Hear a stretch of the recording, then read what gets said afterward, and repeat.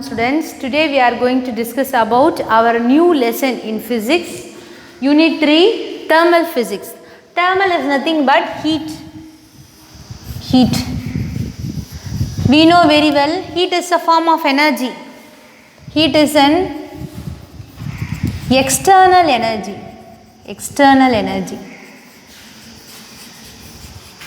Okay, we are giving heat as an external form of energy, heat energy.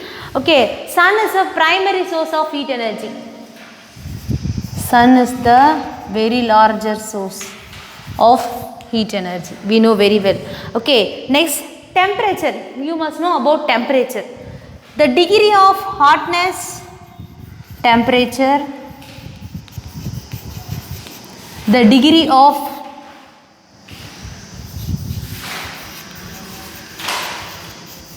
hotness or coldness is called temperature. Okay, first heat is an external energy அப்படின்றது நம்ம சொல்லியாச்சு இல்லைங்களா. So external அப்போ for example ஒரு class beaker இருக்குது, ஒரு container இருக்குது. So நம்ம என்ன பண்ணுறோம், அதை ஹீட் பண்ணுறோம். ஓகே, ஸோ இது மாதிரி நம்ம ஹீட் பண்ணுறச்ச ஸோ இது எக்ஸ்டர்னல் எனர்ஜி அப்படின்னு நம்ம சொல்லியாச்சு. External is nothing but we are giving out of the object. Okay, outer சர்ஃபேஸில் நம்ம கொடுக்குறோம். ஸோ நம்ம கொடுக்குறச்ச என்ன பண்ணோம் அப்படின்னா, டியூ டு எக்ஸ்டர்னல் ஹீட், இந்த எக்ஸ்டர்னல் எனர்ஜி மூலமாக இந்த வாட்டர் என்ன பண்ணும், it boils or it evaporate. Okay, so இது சேஞ்ச் ஆகும் இல்லையா. ஸோ இதோட டெம்பரேச்சர் ரைஸ் ஆகும் இல்லைங்களா. ஸோ இந்த டெம்பரேச்சர் தான் நம்ம ரைஸ் ஆகிறத நம்ம என்ன சொல்லுவோம் அப்படின்னா, இந்த ஹீட்டு மூலமாக ரைஸ் ஆகிறத தான் நம்ம டெம்பரேச்சர் அப்படின்னு நம்ம சொல்லுவோம் இல்லைங்களா. டெம்பரேச்சர் நான் ஆல்ரெடி சொல்லிட்டேன், மேக்ஸிமமாக இருக்கலாம், மினிமமாக இருக்கலாம். ஃபார் எக்ஸாம்பிள் 100 டிகிரி செல்சியஸ் வாட்டரோட பாய்லிங் பாயிண்ட், இதையும் நம்ம என்ன சொல்லுவோம், டெம்பரேச்சர் அப்படின்னு தான் மெஷர் பண்ணுவோம். ஓகே, -5 டிகிரி செல்சியஸ் இதனோட ஃப்ரீசிங் பாயிண்ட், வாட்டரோட ஃப்ரீசிங் பாயிண்ட், அதாவது ஐஸாக மாறிடும். வாட்டர் வந்து இந்த -5 டிகிரி செல்சியஸில் இட் டர்ன்ஸ் டு ஐஸாக மாறிடும். ஓகே, ஸோ அந்த பாயிண்ட்டை நம்ம ஃப்ரீசிங் பாயிண்ட் அப்படின்னு நம்ம சொல்லுவோம். அப்போ இதையும் நம்ம என்ன தான் சொல்கிறோம், டெம்பரேச்சர் அப்படின்னு தான் நம்ம சொல்கிறோம். ஓகே, ஸோ ரெண்டு கான்செப்ட் இங்கே பார்த்துருக்கோம். First, thermal means heat. ஹீட்டோட ப்ராப்பர்ட்டிஸ் பற்றி நம்ம தெரிஞ்சுக்க போகிறோம் இல்லைங்களா.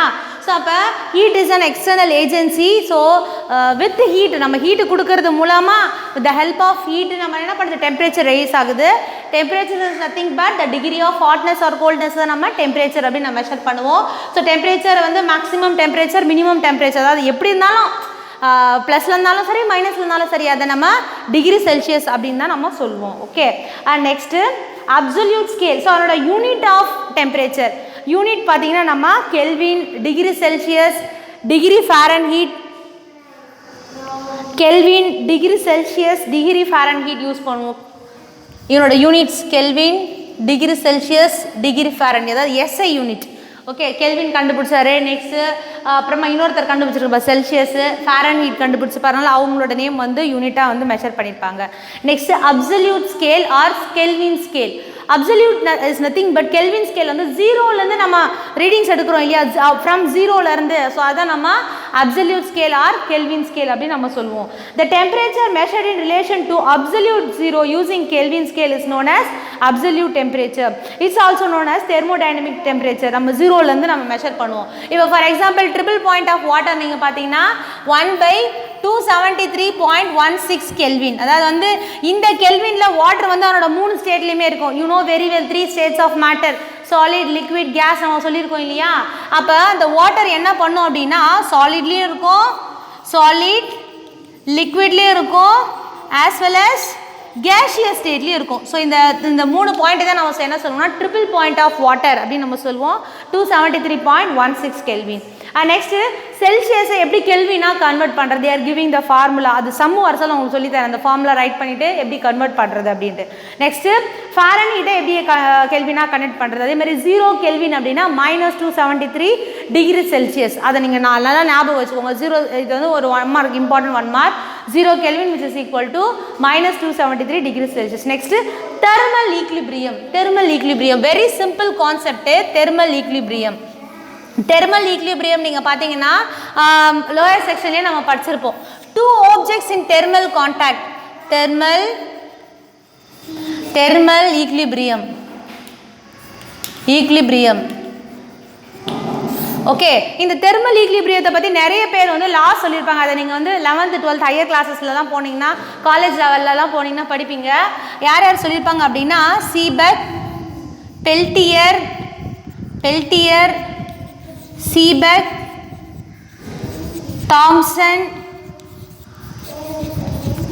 இவங்க சொல்லியிருப்பாங்க கண்டக்ஷன், அதாவது தெர்மல் ஈக்லிபிரியம் எப்படி இருக்குது, எப்படி நடக்குது.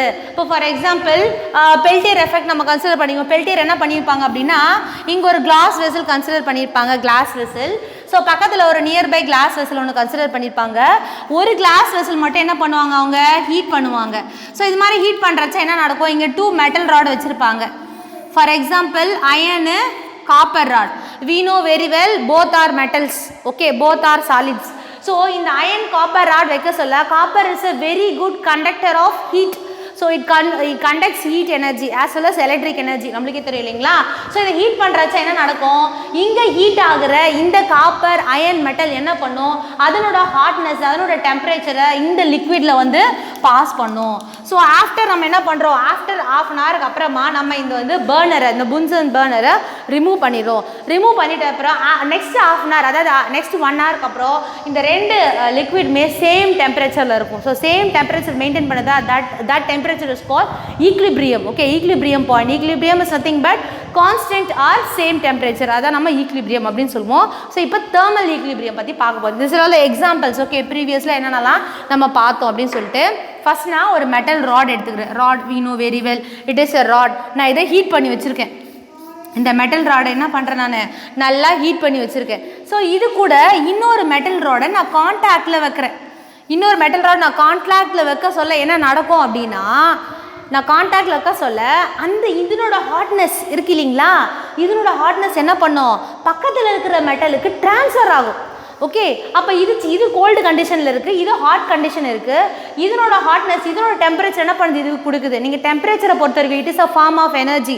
Heat is a form of energy. we know very well energy is transferred from higher gravitational potential to lower gravitational potential. அதாவது ஹீட்டான மெட்டல் வந்து ஹையர் கிராவிடேஷனல் பொட்டன்ஷியல் இருக்குது, ஹீட் ஆகாத மெட்டல் வந்து லோயர் கிராவிடேஷனல் பொட்டன்ஷியல் இருக்குது. So heat flows from higher to lower. அப்போ ஹீட்டான ஆப்ஜெக்ட்லேருந்து heat ஆகாத ஆப்ஜெக்ட்க்கு என்ன பண்ணும், ஹீட் வந்து ட்ரான்ஸ்ஃபர் நடக்கும். So after a few minutes, அதுக்கப்புறமா கொஞ்சம் நேரம் கழிச்சு என்ன நடக்கும் அப்படின்னா, it will attain constant temperature. That constant temperature is called it's equilibrium point. Okay, so அதான் கொடுத்துருக்காங்க. 2 or more physical systems or bodies are said to be in thermal equilibrium if there is no net flow of thermal energy between the systems. Heat energy always flows from one body to other due to a temperature difference between them. Because of temperature difference. Miss, இப்போ ரெண்டு ஆப்ஜெக்ட்மே same டெம்பரேச்சரில் இருக்கு miss, அப்போ heat flow ஆகுமா? No, it loses its heat to the surroundings. அதனோட அட்மாஸ்பியருக்கு என்ன பண்ணும், ஹீட்டை வந்து ட்ரான்ஸ்ஃபர் பண்ணி கொடுக்கும். Next thermal energy. Thermal energy actually heat is a form of energy. அதுதான் நம்ம ஹீட் எனர்ஜி தான் thermal energy அப்படின்னு சொல்லிட்டு கொடுத்துருக்காங்க. பாருங்கள், நம்ம ஒன்றும் இல்லை, ஒரு டீ பாட்டில் வந்து நம்ம டீ குடிச்சிட்ருக்கோம், கப் டீ என்ன பண்ணுறாங்க, ஸோ கொஞ்சம் ஒரு 5 minutes நம்ம கீழே வைக்கிறோம் அப்படின்னா, ஸோ அது ஆஃப்டர் ஃபியூ மினிட்ஸ்க்கு அப்புறமா அந்த கிரவுண்டும் அந்த ஹீட் ஆகிருக்கும். நீங்கள் கவனிச்சிங்கன்னா நல்லா தெரிஞ்சிருக்கும். ஸோ அது ஹீட் ஆகிருக்கு இல்லைங்களா, so it transfers is heat to ground. So அதுக்கப்புறமா ஆஃப்டர் ஃபியூ மினிட்ஸ்க்கு அப்புறமா நீங்கள் பார்த்தா கிரவுண்ட்லேயே ஹீட் எனர்ஜி இருக்காது. Because it transfers is heat to surroundings, atmospheric ஏருக்கு வந்து அது கொடுத்துட்ருக்கோம். அதுதான் அங்கே சொல்கிறாங்க. And next,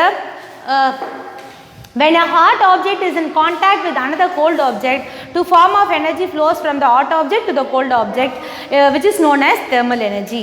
Thus thermal energy is a form of energy which is transferred between any two bodies. Okay, இதுதான் மெட்டலாக தான் இருக்கணும், இதுவாக தான் இருக்கணும் அப்படின்னு there is no condition. ஏதாச்சும் ஒன்றுத்துக்கு இன்னொன்று வந்து ஈஸியாக வந்து சேஞ்ச் ஆகும். ஸோ அதை தான் நம்ம thermal energy அப்படின்னு சொல்கிறோம். thermal energy is also known as heat energy or simply heat. அதான் நம்ம பார்த்தோம்.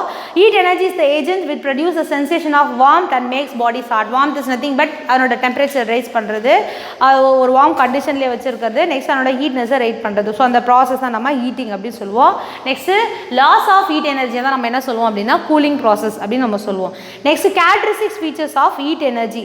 ஸோ ஹீட் எனர்ஜி எப்படிலாம் ட்ரான்ஸ்ஃபர் ஆகுது, அதனோட கேரக்டர்ஸ் என்ன ஃபஸ்ட்டு. ஸோ எப்பவுமே நான் ஆல்ரெடி பார்த்துருக்கோம் heat energy can flows from higher gravitational potential to lower gravitational potential. Next the mass of the system is not alter. இப்போ ஃபார் எக்ஸாம்பிள் நான் என்ன பண்ணுறேன், ஒரு அயன் ராடை ஹீட் பண்ணுறேன் அப்படின்னா அது உடனே அதனோட மாஸ் வந்து சேஞ்ச் ஆகுமா? கண்டிப்பாக சேஞ்ச் ஆகாது. பிகாஸ் நான் சப்போஸ் மெல்ட் பண்ணிட்டேன் 1500 டிகிரி செல்சியஸ்க்கு நான் என்ன பண்ணுறேன், அதை மெல்ட் பண்ணுறேன். இப்போ ஒரு அலுமினியம் ராட் எடுத்துக்கிறேன் 1300 டிகிரி செல்சியஸ் அதை மெல்ட் பண்ணுறேன் அப்படின்னா அப்போ அவனோட மாஸ் வந்து கண்டிப்பாக வேரி ஆகுது. மாஸ்னா we know very well about mass. The quantity of matter, the amount of matter contained in an object is called mass. இல்லைங்களா? For any exchange of heat, the heat gained by the cold system is equal to the heat lost by the hot system. நம்ம பார்த்தோம் இப்போ hot system என்ன பண்ணுச்சு, gold system கொடுத்தது இல்லையா? So இது இதுலேருந்து லாஸ் ஆன ஹீட் எனர்ஜியும் இது கெயின் பண்ணிக்கிட்ட ஹீட் எனர்ஜி எப்படி இருக்கும் அப்படின்னா கான்ஸ்டண்ட்டாக இருக்கும். அதாவது ஈக்லிபிரியம் கண்டிஷனில் இருக்கும். Heat gain which is equal to heat லாஸில் இருக்கும். Okay, next other units of heat energy கொடுத்துருப்பாங்க. Other units is nothing but நம்ம ஹீட் எனர்ஜிக்கு நம்ம மோஸ்ட்லி எஸ்ஐ யூனிட் என்ன யூஸ் பண்ணுவோம் அப்படின்னா ஜூல் தான் யூஸ் பண்ணுவோம். பிகாஸ் ஜேம்ஸ் பிரிஸ்காட் ஜூல் அவர் தான் கண்டுபிடிச்சிருப்பாங்க ஹீட் எனர்ஜி, அதனால் ஜூல் யூஸ் பண்ணுவோம். பட் நம்ம கேலரிஸும் யூஸ் பண்ணலாம், தப்பு கிடையாது. கேலரிஸ் ஆர் கிலோ கேலரிஸும் நம்ம யூஸ் பண்ணலாம். Calories is nothing but when 100 gram of substance கொடுத்துருக்காங்க பாருங்க definition. 1 calorie is defined as amount of heat energy required to raise the temperature of 1 gram of water 1 degree Celsius. ஒரே ஒரு line தான் அதில் answer. 1 gram of water is raised to 1 degree Celsius. முடிஞ்சு போச்சு. அதே kilo கேலரிஸ்னா kilo means 100 இல்லைங்களா? அப்போ 100 gram of water 100 degree Celsius, அவ்வளோதான் முடிஞ்சு போச்சு. Okay, that's all students. Today class is over. Next class we will see effect of heat energy. Thank you students.